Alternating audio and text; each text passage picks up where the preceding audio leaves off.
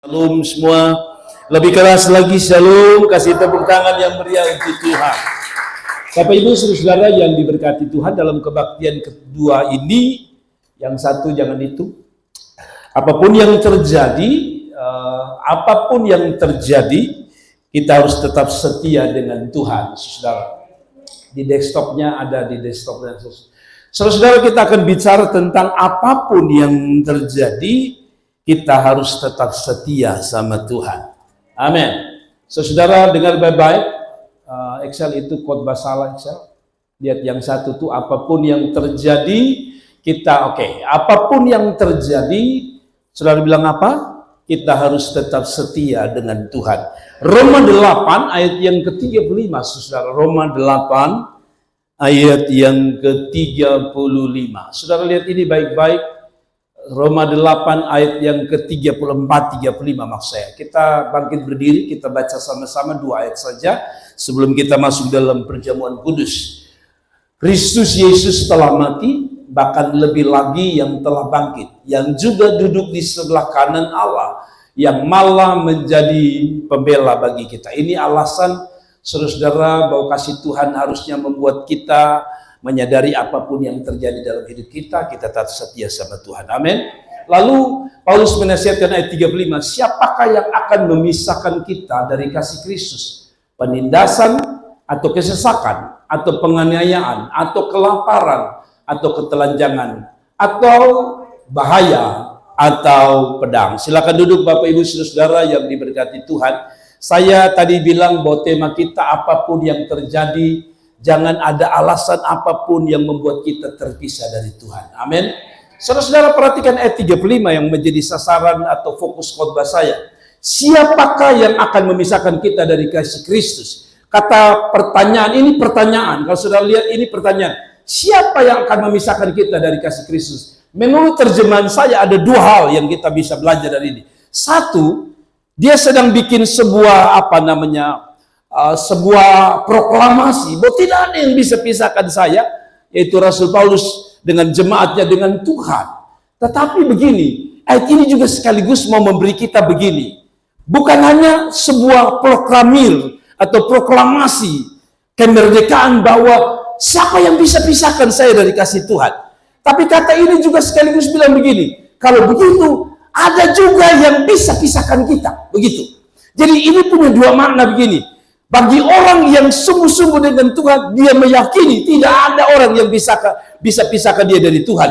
Tetapi sekaligus ayat ini dia bilang begini, sekaligus dia mau kasih tahu ada celah bahwa ada orang yang juga bisa dipisahkan dari kasih Tuhan. Saudara mengerti sampai di sini ya? Jadi begini saudara, kita coba berdiri, kita ada di mana sekarang? Kita orang yang berkomitmen meyakini bahwa sampai kapanpun tidak ada yang bisa pisahkan kita, atau sebaliknya. Jangan-jangan sekaligus kita mau kasih tahu kita juga punya kesempatan untuk dipisahkan dari kasih Kristus. Dia punya gampangnya belajar begini, saudara. Kan ada kita pun tetangga, teman yang dulu lahir sebagai orang Kristen, besar di sekolah Kristen, betul ya? Lalu kadang-kadang juga sekolah di sekolah Kristen jadi pendeta. Tapi hari ini mereka mu'alaf. Apa artinya? Berarti sisi lain ada orang yang tidak bisa dipisahkan dari kasih Tuhan atau dipisahkan dari Tuhan, tapi ada orang lain juga bisa dipisahkan yang dulu sebenarnya mungkin peluk Tuhan, cium Tuhan, sayang Tuhan, tapi ada kesempatan bisa dipisahkan. Contoh yang paling gampang adalah siapa? Yudas Iskariot. Yudas itu kan dekat, bahkan pegang uangnya Tuhan. Harusnya kan menurut ayat ini mereka tidak bisa dipisahkan. Tapi lihat, Yudas bisa dipisahkan. Saya tidak menggertak kita. Kalau saudara tidak kuat dengan Tuhan, kalau jemaat tidak kuat dengan Tuhan, hari ini kita bisa jadi anak Tuhan. Besok kita bisa jadi orang yang melawan Tuhan. Kainama, pendeta Kainama sekarang jadi ustadz. Dulu dia belajar tentang Tuhan, tapi hari ini dipisahkan dari Tuhan. Bukannya dipisahkan, menjadi musuhnya Tuhan. Dia kasih hancur kita pun teologi Kristen luar biasa. Untung ada pendeta Esra yang Tuhan pakai dengan luar biasa. Maksudnya begini, orang muda, sekarang saudara ada di mana nanti? Nanti yang tidak bisa dipisahkan atau saudara akan jadi kelompok yang bisa dipisahkan. Semua kita punya potensi itu. Nah kalau begitu, apa yang bisa memisahkan kita? Sekaligus apa yang harusnya tidak bisa memisahkan kita? Saya ulangi lagi. Ada dua pelajaran dari ayat ini. Apa yang bisa pisahkan kita dari Tuhan? Sekaligus kita juga harus tahu apa yang tidak bisa memisahkan kita. Bagi orang yang sungguh-sungguh, alasan yang akan kita bahas ini tidak bisa memisahkan dia dari Tuhan.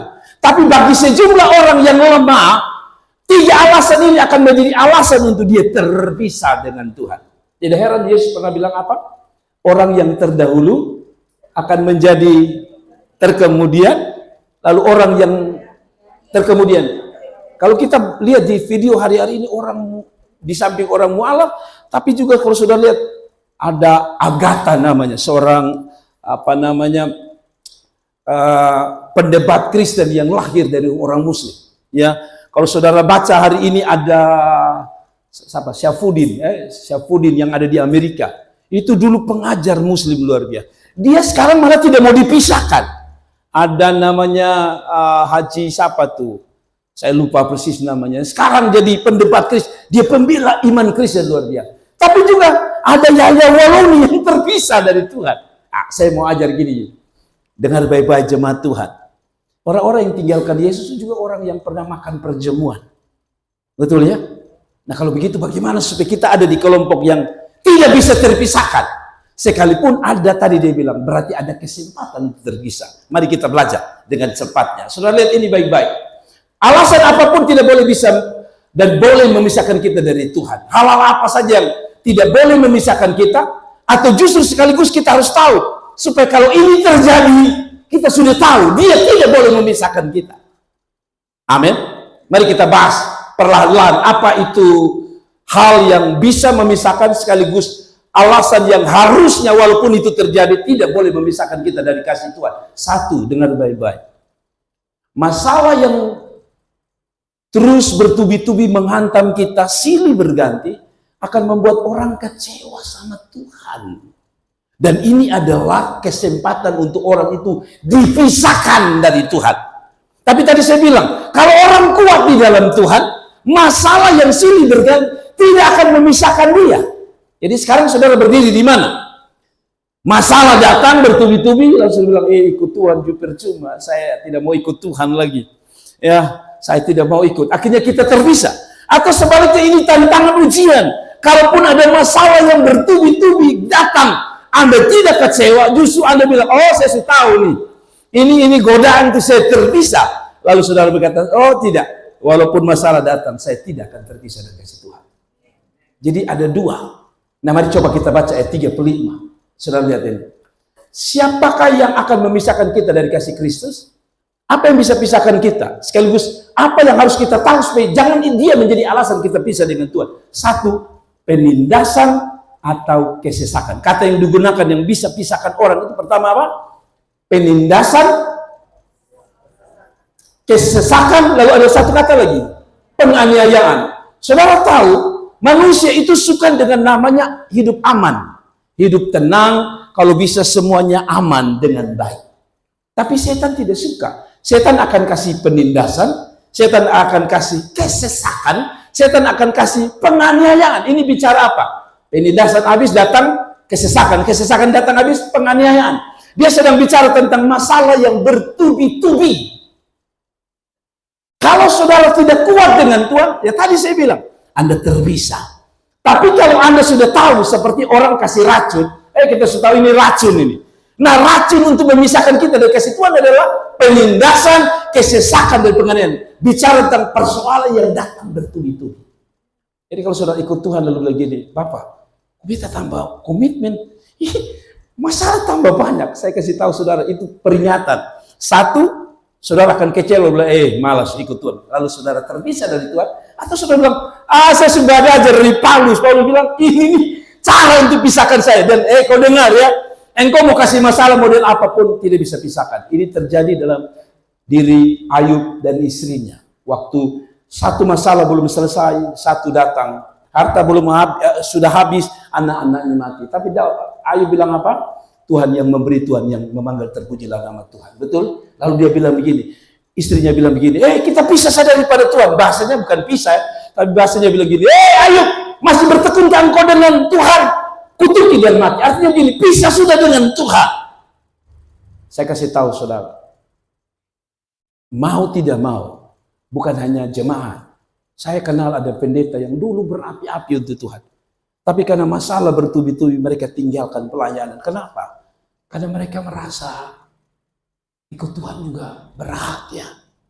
Nah, saudara harus tahu, kalau itu terjadi dalam hidup saudara, rumah tangga saudara, bisnis saudara, bilang sama setan, saya sudah tahu.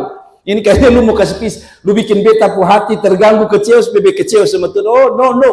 Saya sudah tahu, saya tidak akan terpisah. Atau justru saudara layani setan dan berkata, oke, saya akan menyerah dan saya mau terpisah dari Tuhan. Sekarang saya tanya saudara berdiri di mana? Saya berharap saudara berdiri di yang sama. Penindasan, kesesakan, penganiayaan tidak boleh memisahkan saya dan kasih Tuhan. Kasih tepuk tangan untuk Tuhan. Persoalan bertubi-tubi sekalipun tidak boleh pisahkan saya dan Tuhan. Ada amin. Saudara dengar, ada satu kesaksian. Kita sering baca kitab Wahyu. Kitab Wahyu itu ditulis atas ilham Roh Kudus kepada sang penulis bernama Yohanes. Yohanes itu ada dua. Satu Yohanes murid Yesus, satu Yohanes pembaptis yang sumati waktu dipenggal kepalanya. Masih ingat ya? Nah, ini Yohanes murid Yesus. Saudara lihat ini. Ternyata waktu dia ikut Tuhan, ada godaan untuk dia dipisahkan. Dengan tiga kata. Tadi apa tadi? Tiga kata tadi apa? Penindasan, kesesakan, penganiayaan. Kasih ini setan pikir Yohanes mundur. Saudara tahu apa yang terjadi? Saudara sudah alami ini? Yohanes ini ternyata digoreng di dalam bak minyak mendidih di Roma. Tapi karena Tuhan masih ingin memakai Yohanes lebih lanjut, maka keajaiban terjadi sehingga walaupun ia telah digoreng hidup-hidup, ia masih hidup terus. Tapi akhirnya ia dibuang dan diasingkan ke Pulau Patmos untuk kerja paksa di tambang batu bara. Goreng. Saudara pernah digoreng? Kita baru digoreng dengan masalah. Jangan kecewa saudara. Itu setan sedang undang saudara untuk tinggalkan Tuhan. Tapi belajar Yohanes, dia digoreng, dia punya iman makin kuat. Setan mungkin sampai geleng-geleng kepala. Saya pikir kasih dia masalah bertubi-tubi, ditinggalkan Yesus. Ya. Tidak. Dan saya mau berdoa untuk setiap kita. Kita pasti punya masalah. Kekecewaan adalah alasan yang menggoda kita untuk kita tinggalkan Tuhan. Saya ulangi lagi. Kekecewaan atas masalah yang bertubi-tubi tak terselesaikan dalam hidup kita, kadang-kadang setan bisa pakai sebagai alat untuk memisahkan saudara dari Tuhan. Tapi coba belajar, digoreng. Saya tidak tahu itu dipuntacu model apa itu. Dikasih panas lalu kasih masuk, dong pikir Yohanes ini ikan kau. Tapi Yohanes bilang, silakan goreng. Tapi saya tidak bisa dipisahkan. Beda dengan teman-teman kita di Soe sana, ada beberapa orang yang baru dikasih masalah, lapar sedikit, don tinggalkan Yesus. Yang tadi Matius menjadi Abdullah. Yang tadi Marta sekarang menjadi Siti Jubaidah. Ada di mana sekarang? Saya berdoa supaya apapun yang terjadi, bilang, kami tetap cinta Yesus. Amin. Saya tidak akan lama, saya akan bawa saudara begini. Itu sebabnya di dalam 2 Korintus 11 ayat 23-24 bilang begini. Apakah mereka pelayan Kristus? Apakah saudara hamba Allah? Apakah saudara jemaat Tuhan? Tanda saudara itu jemaat Tuhan yang sejati, masalah datang, tapi hatimu tetap cinta Yesus. Dia bilang begini, apakah mereka pelayan Kristus? Aku berkata seperti orang gila. Ini Paulus yang ngomong. Aku lebih lagi. Perhatikan ini. Aku lebih banyak berjeri lelah. Melayani dia lelah. Saudara juga datang gereja lelah. Tapi lelah itu tidak selamanya Tuhan kasih berkat. Kadang-kadang setan kasih masalah. Supaya apa? Tinggalkan Tuhan.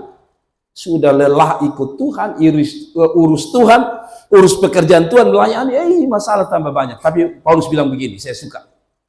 Lebih banyak berjeri lelah, lebih sering dalam coba dalam penjara, didera di luar batas, kerap kali dalam bahaya maut. Ini kan masalah bertubi-tubi persis. 5 kali aku disesat, dipukul, dicambuk orang Yahudi. Setiap kali 40 kurang 1 pukulan, berarti pukulan berapa pukulan? 39. Pernah saudara ikut Tuhan sampai situ orang pukul 38, saudara tambah 1 lagi. Paulus 39, tambah lagi. Kita tidak bisa. Tapi Paulus bilang begini, semua masalah itu tidak bisa pisahkan saya dari kasih Tuhan. Yohanes juga begitu, dibakar, digoreng. Ada yang mengatakan direbus. Tapi lebih banyak mengatakan dia digoreng. Zaman itu lihat orang Kristen, orang-orang yang tidak suka orang Kristen, mereka kalau bukan bakar tusuk permisi dari lubang dubur ini tembus kepala, nyalakan dengan api. Ngeri. Tapi itu yang Paulus bilang, itu tidak bisa pisahkan. Saya tantang kita, Tuhan belum kasih kita dibakar, digoreng. Tapi mungkin Tuhan izinkan kita ada dalam masalah. Saya berdoa dan saya berharap kita akan setia dengan Tuhan sampai Tuhan datang. Kasih tepuk tangan itu Tuhan. Amin. Yang kedua, atau yang berikut, saudara lihat 2 Korintus 11 ayat 25, 26, dia lanjut dengan ini. Lebih indah lagi Paulus bilang. 3 kali aku didera, 1 kali aku dilempari dengan batu. Aduh, sudah didera, dipukul, dicampuk. Ini dia itu, bayangkan. Paulus itu. Lalu 3 kali aku mengalami karam kapal. Kalau orang bilang ini model begini, kira-kira apa? Sial dangkal.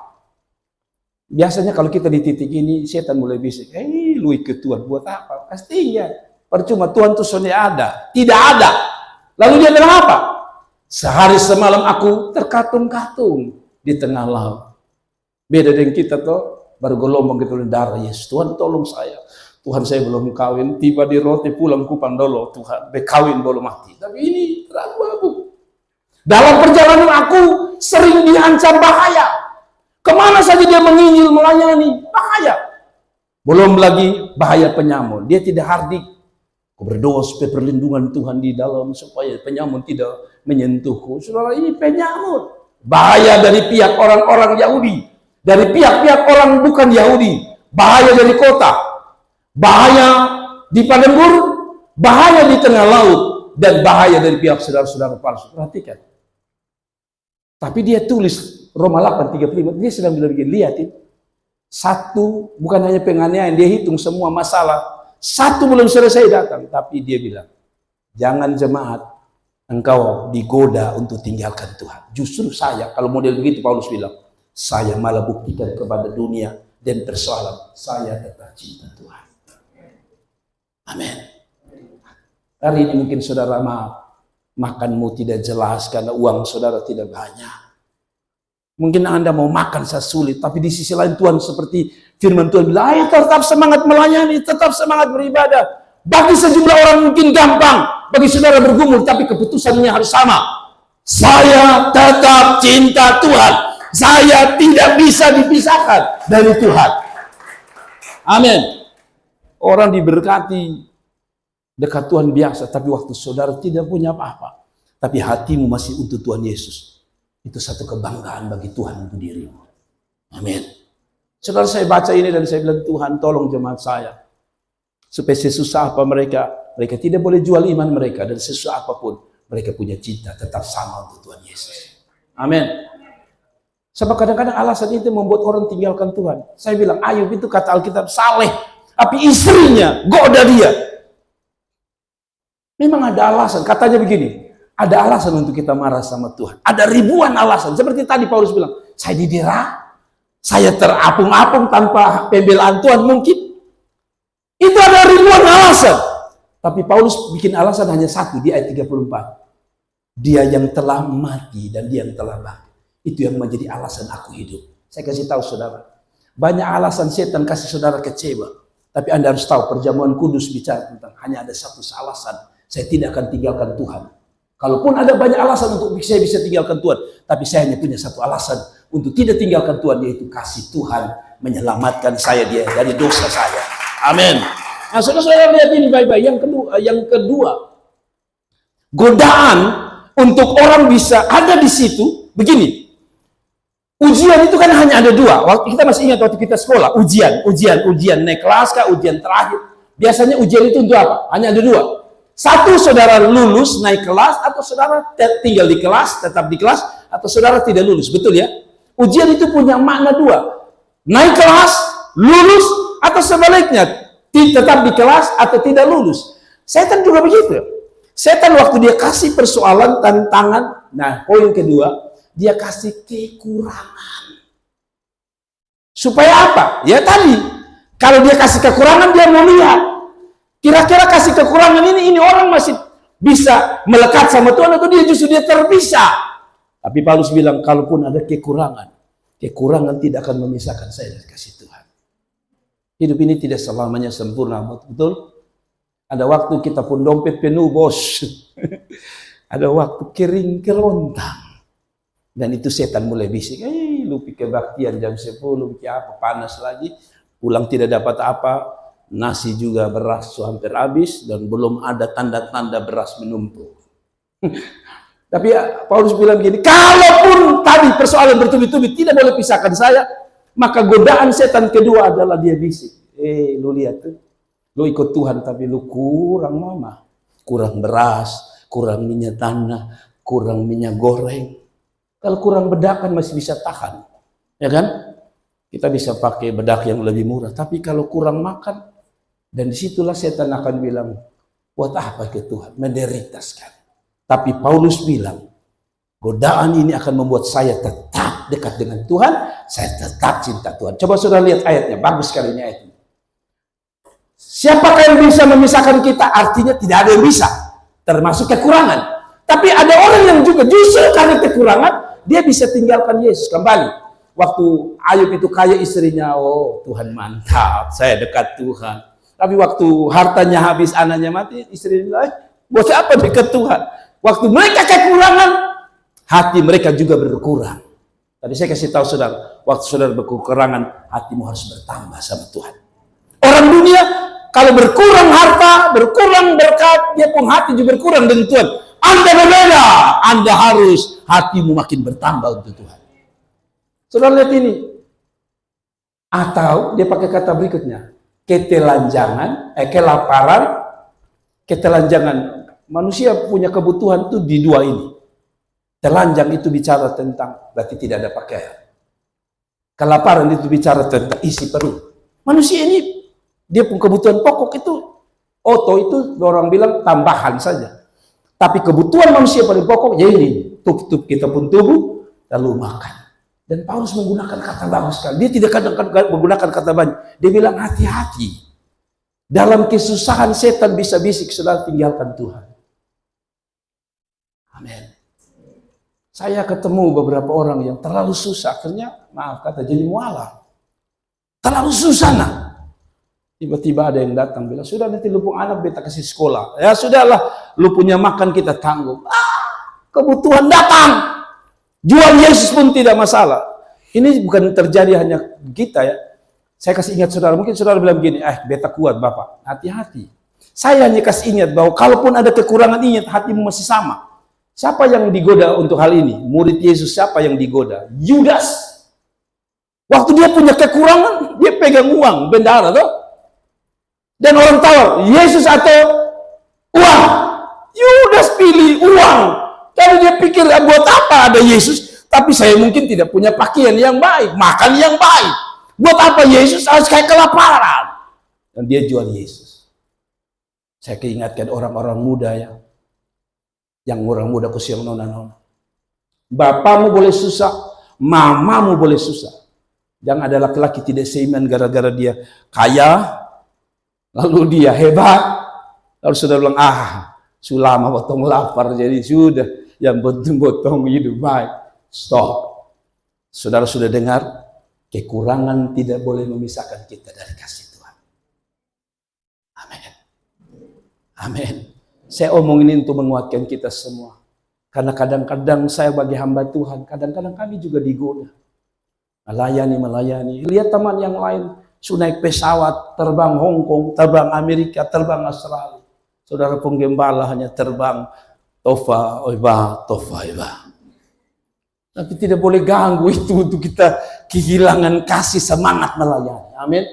Saya senang bisa siap khotbah dalam dua kebaktian berbeda karena saya merasa betul Paulus bikin malu kita. Kalau orang lain bilang dia kaya dulu baru dia ikut Tuhan, Paulus terbalik kalau bilang gini, saya justru kekurangan, saya mau buktikan di dalam kekurangan saya cinta Tuhan. Dan saya berharap spirit ini ada di dalam hidup kita. Nanti kalau Tuhan berkati kita dengan limpah, bersyukur. Tapi saya juga ingat, kalau Tuhan izinkan kita kekurangan, semangatmu tetap sama. Rohmu tetap nyala-nyala untuk Tuhan. Itu yang Paulus mau kasih. Jadi kedua, pertama masalah bertubi-tubi membuat saudara bisa ada tetap di dekat Tuhan, atau sebaliknya. Saudara mulai pikir-pikir, kayaknya kita sudah harus berhenti ikut Tuhan. Kelaparan, kita lanjangan. Buka lemari, orang lain sudah ganti baju baru 4 kali. Kita masih baju yang sama. Sambil kita berkata, Yesus tak berubah. Bajuku juga tak berubah. Itu bahasa penghiburan, bos.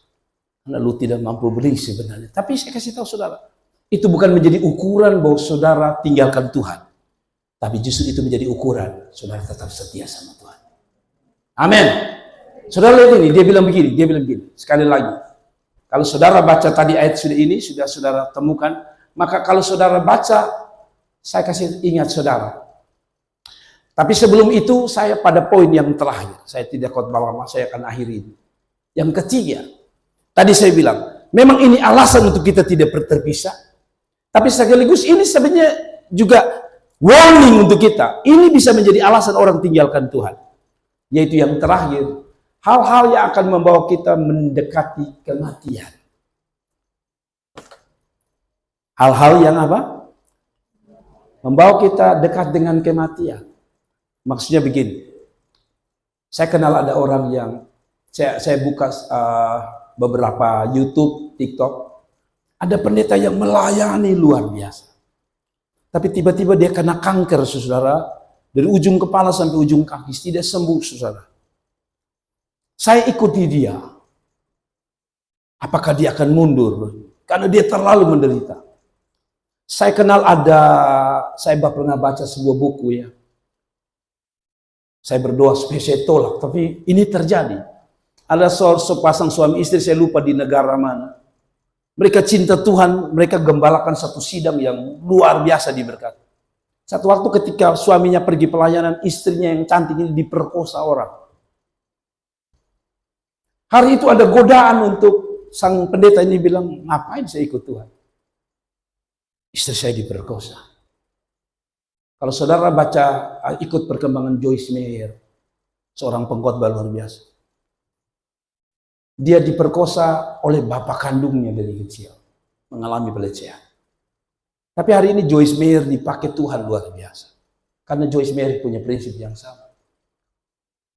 Masalah bertubi-tubi, kekurangan sekarang, apapun yang bisa mengecewakan dia, termasuk hal-hal yang akan membuat dia sebentar lagi mati. Penyakit misalnya. Kan ada pendeta yang mungkin melayani, tiba-tiba dia sakit. Masih bisa godaan itu. Beta mundur sadari Tuhan. Tetapi saya kasih ingat saudara, apapun yang akan membawa kita pada kematian itu, kita harus sadar bahwa kita harus tetap cinta Tuhan. Amin. Ya, saya harus jujur. Ini kita punya pemain basket, Leo. Kadang-kadang saya renung. Dia termasuk ikut melayani bertahun-tahun. Kami doakan mamanya sembuh, Terakhir, mamanya meninggal. Saya berharap, dia bukan kecewa, tapi justru dia akan berkata, mau mati saya mama ke bapak, saya mau tetap cinta Tuhan. Amin. Kadang-kadang alasan mendekati kematian membuat orang ambil keputusan meninggalkan Tuhan. Penyakit. Sehat-sehat, tiba-tiba ya ikut Tuhan. Tiba-tiba dokter bilang, kamu kanker, Bu. Kamu diabetes. Kadang-kadang kita juga ikut lemah seperti penyakit itu. Tapi Paulus bilang, kalau pada ada hal yang membuat saya akan mati, saya akan tetap tidak bisa dipisahkan dari Tuhan. Sudah lihat ini ayat bilang gini, atau bahaya, atau pedang. Ini bahaya, ini artinya pideka-deka maut. Sedangkan pedang, kalau saudara baca Paulus itu terakhir, nanti kita akan lihat bagaimana Paulus mati. Paulus itu mati, selain dicambuk, dia dipenggal kepalanya. Harusnya kan dia bilang gini, beta melayani dan pasti waktu dia mau penggal, aku berdoa dalam nama Yesus. parang itu tagai. Tapi Paulus itu tidak begitu. Dong potong tebas, dia pun leher putus. Tapi walaupun dia sudah dengar, dia sudah tahu hukuman Romawi model apa. Dia bilang begini, kalaupun ada yang akhirnya bawa saya pada kematian, saya tetap cinta Yesus. Saya tidak tahu ya perjalanan hidup kita. Tapi kalau ada pun nanti saat-saat tiba-tiba saudara sehat, tiba-tiba terjadi sesuatu, saya tidak doa, saya berdoa saudara sehat. Saya juga berdoa untuk saya sehat juga. Tapi kalau Tuhan izinkan, saya berharap di titik itu Anda tidak tinggalkan Tuhan. Dalam penderitaan itu tidak boleh. Sekalipun menjelang kematian, jangan tinggalkan Tuhan. Kata pedang dan itu, saudara-saudara, ada lihat cara matinya orang-orang para rasul ini. Satu namanya Bartolomeus. Bartolomeus itu menjelang mati. Dia ditantang untuk tinggalkan imannya, pisah dari Tuhan. Caranya bagaimana? Dia pun kulit ini dong kupas semua sampai dia mati. Saya tanya saudara, silet kena di sini, jangan silet lah. Suntik yang jalan kecianan gitu. Padahal belum dikena. Padahal belum kena. Ini dikuliti dari kayak orang kulit babi itu. Sapi. Dia dikuliti sampai mati. Mungkin kita baru sepotong, kita bilang, saya tetap Yesus. Kuliti sampai sini, saya tetap Yesus. Pas sampai sini, sudah fresh. Tutup kembali, saya tinggalkan Yesus saja. Tapi Bartolomeus kalau sudah baca, dia dikuliti. Menjelang mati, tetap setia. Dia tetap setia sama Tuhan. Kita lihat lagi satu lagi.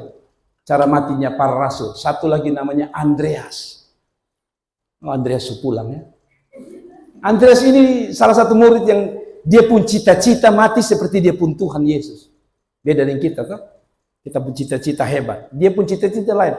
Kalau beta mati, dia mau seperti Yesus. Disalib.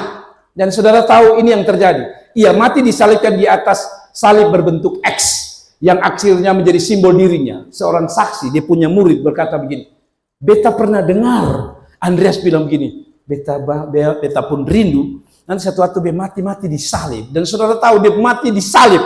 Dan waktu dia mati disalib itu, ini si Andreas bilang, terima kasih Tuhan. Dia tidak menangis, dia tidak ada keinginan tinggalkan Tuhan. Malah dia terima kasih. Karena itu dia pemimpi.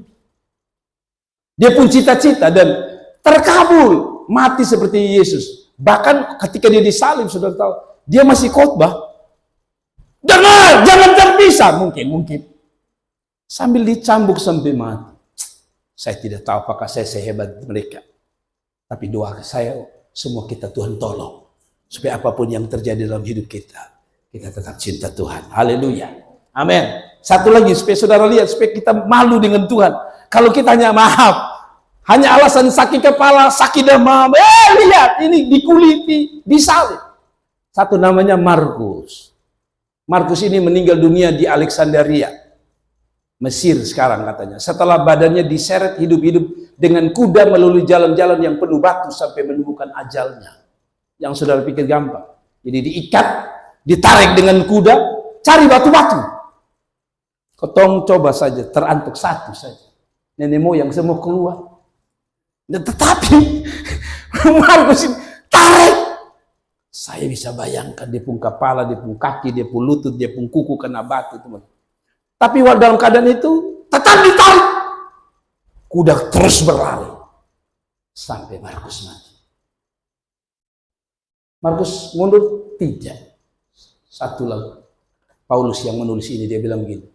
Dia disiksa dengan sangat kejam dan akhirnya dipenggal kepalanya oleh Kaisar Nero di Roma pada tahun 67. Siapa yang sudah lahir tahun itu?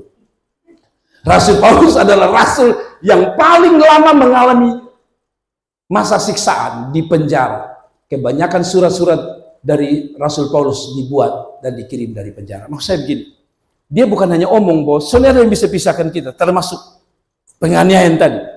Bahkan dia bikin karya itu di tengah dia disiksa. Saya kasih tahu saudara, kalau saudara ada alami masalah, satu saudara tetap cinta Tuhan, tapi saya satu kaligus saudara harus bilang, justru masalah ini akan membuat saya makin berkarya untuk Tuhan. Amin. Kasih tepuk tangan untuk Tuhan.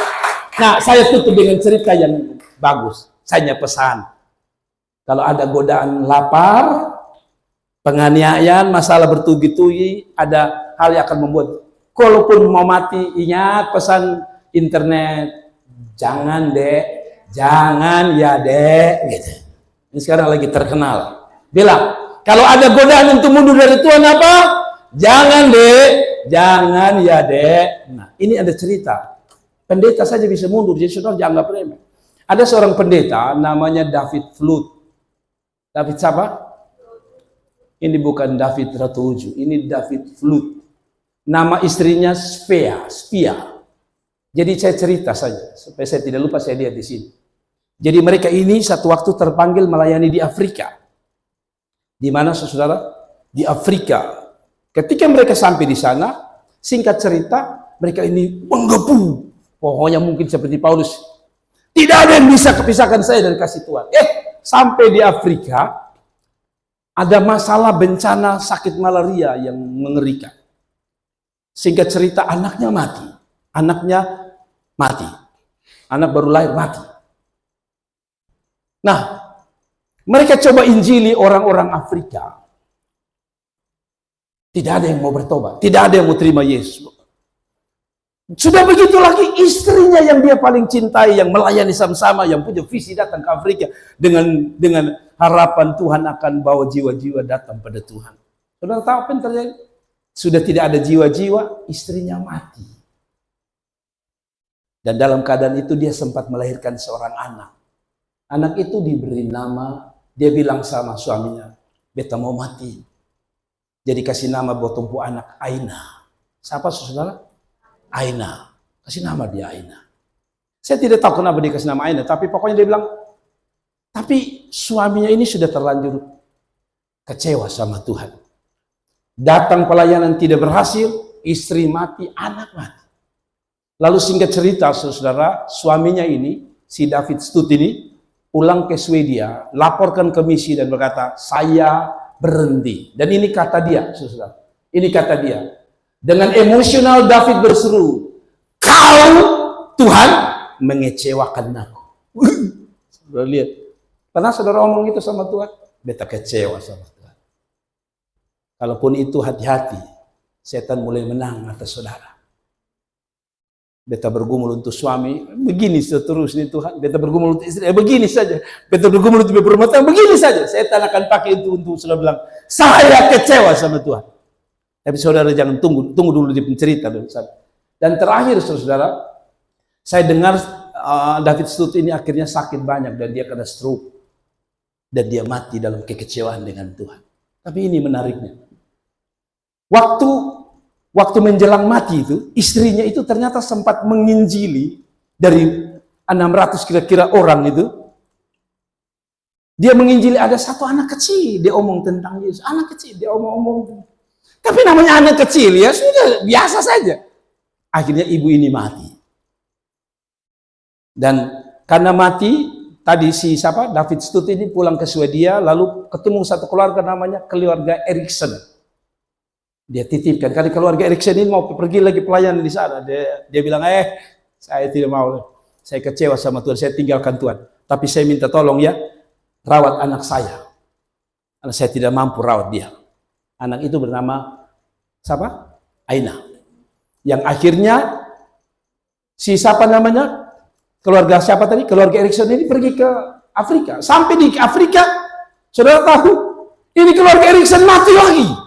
Diracuni oleh kepala-kepala suku Afrika. Maka Aina ini dititip lagi kalau tidak salah di keluarga Arthur. Tetap dititip di situ dan keluarga ini menamakan dia dengan nama siapa nih? Egi kalau tidak salah. Ada kan di sini? Nah, Agi itu Egi. Kasih nama Egi. Nah, sudah singkat cerita, Egi ini bertumbuh dewasa. Saudara lihat kecewa, pelayanan tidak menghasilkan, istri mati. Saya bisa bayangkan kalau saya pelayan Nasaret, tidak ada satu jiwa, tiba-tiba istri saya mati, anak saya mati. Bisa saja, mungkin saja saya bisa kecewa. Dan ini terjadi, ini fakta sejarah. Lalu Egi ini dibesarkan oleh keluarga Arthur. Waktu keluarga Arthur ini membesarkan Egi ini akhirnya terpanggil untuk melayani. Melayani di mana? Afrika lagi. Tapi ketika dia mau pergi, ada satu pengkhotbah di seperti hall ballroom hall begitu. Ada satu pengkhotbah. Pengkhotbah itu bernama siapa ini? Ini tadi di keluarga Arthur ya, betul ya, dan Annabel. Lalu ada pengkhotbah yang namanya, di mana saya tulis pengkhotbah itu? Ya, ini mana? Ini Ruigita Ndagora. Ini siapa namanya? Egi atau Aina ini dengar ada pengkhotbah lagi khotbah. Dia mengatakan begini, di Afrika di satu tempat yang namanya Zaire ada kebangunan rohani. Dan akhirnya di tempat ini, di Zaire ini, ada 111.000 orang mengenal Tuhan. Ada ratusan gereja dibangun. Lalu Egi ini ketemu pendeta itu. Saya mau tanya kamu pelayanan, kamu dari mana? Saya dari Afrika. Kalau kamu dari Afrika, kamu pasti pernah dengar namanya David Flut dan Ibu Spia atau Spia. Lalu pengkhotbah bilang, saya kenal dengan baik. Saya kenal persis dengan baik. Lalu anak ini karena pikir, kamu kenal? Itu orang tua saya. Lalu dia tanya, ini pengkhotbah, di mana mereka? Si Egi ini tanya, si Aina ini tanya, kamu siapa sebenarnya? Tidak, kamu kasih tahu dulu di mana orang tuamu. Mereka sudah meninggal. Papa saya kecewa sama Tuhan dan beri. Kenapa? Dia kecewa sama Tuhan karena tidak ada satu yang dimenangkan. Lalu dia nangis. Dia nangis dan dia bilang, kamu tahu siapa saya? Saya anak yang diinjili oleh mama. Dan sekarang ada 111.000 orang bertobat di bawah pelayanan. Saya kasih tahu saudara, kadang-kadang setan tipu dengan kekecewaan. Padahal Tuhan tahu ada hasilnya. Seandainya David Flut punya perasaan, punya komitmen sama dengan Paulus. Bukan hanya akan dia nikmati surga hari ini. Tapi yang kedua, Tuhan itu tidak pernah salah. Kalau Anda berkomitmen iring Tuhan, hari ini kelihatan tidak ada hasil. Hari ini kelihatan pergumulanmu sia-sia. Satu waktu, anytime, Tuhan akan membuktikan dia setia. Tuhan memberkati. Mari kita bangkit berdiri dan kita